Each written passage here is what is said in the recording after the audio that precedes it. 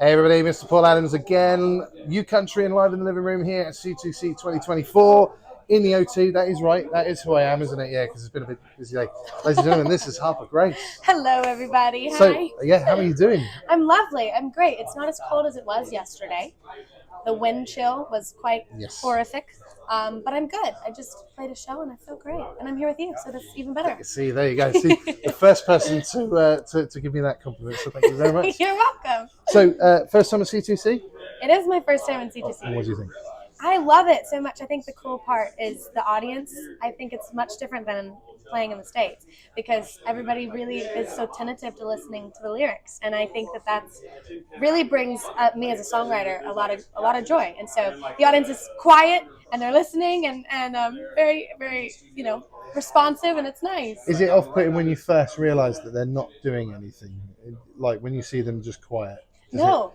I suppose because you have a lot more listening rooms over in the States. Yes. So people do listen, Yeah, I think it's obviously at this point, as I continue getting much more embedded within my career, no one's going to know my lyrics yet, You'd be surprised. We'll see yet. There are some that I saw some in there, singing it until we kind of keep coming out here and getting to sing it more. I'm sure that people will sing back, but you'll have people in the audience that think they know your lyrics and they'll try and sing along and they'll only sing the bits that are like, Yes, I did actually see that as well. And I love that. I'm like, it's the effort, and I absolutely. also, I enjoyed it. So being the show's called You Country and my show, I'm double dipping here. So I'm doing two different shows at the same time. So what makes you country? What makes me country? Well, I'm from Texas, and I like to say, oh yes, and I like to say that my two favorite colors are sparkle and camouflage. That makes me a little bit country. No, but I think that the things that make you country are just, how you experience life and what you go through and the way that you handle it. Because I feel like country genre as a whole is like family, and so whenever you're getting to be in an audience listening to country music with people, it brings everybody together. And so I think that being a part of that and being able to make the music that people get to enjoy kind of somewhat makes me country a little bit. But also I think growing up with my dad and driving in a truck all the time, and that also is a little piece of country, I guess. He was a big country fan. Big country fan, yeah. My Nana played the accordion growing up. She played Dolly Parton and Johnny Cash. And yeah, some open acres and back road country music listener. You need to speak to Sheryl Crow because she's trying to bring the accordion back apparently. So, I also love that. My Nana's actually flying into Nashville next week to record accordion on Jolene.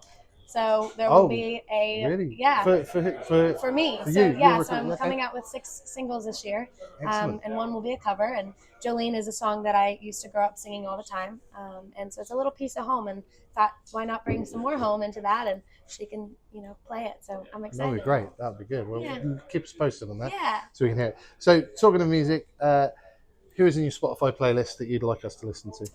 My Spotify playlist consists of so many different things, and some of it's worship music, some of it's pop, some of it's country.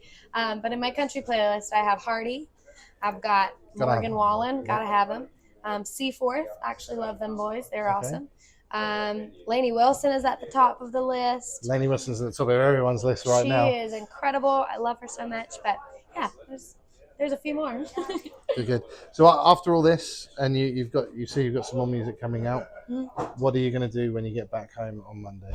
So my world is fast paced. So as soon as I get back on Monday, I'm leaving for Flint, Michigan to go open up for Diamond Rio.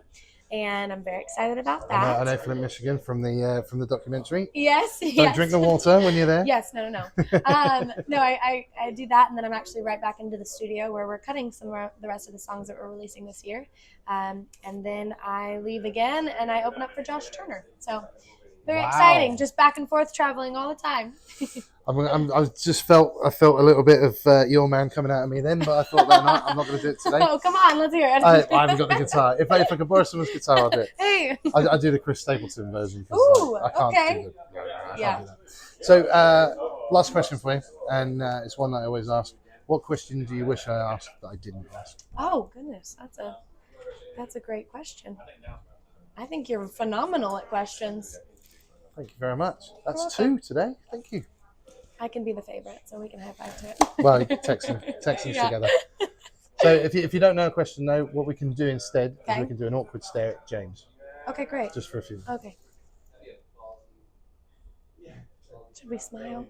No. Okay. Well, you can smile if you want.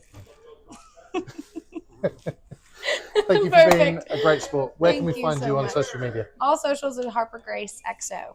There we go. Ladies and gentlemen, Harper Grace, a fantastic sport. And I'm sure people are going to remember me for ages for this awkward stare. But thank you very much, guys. We'll see you next time. Bye.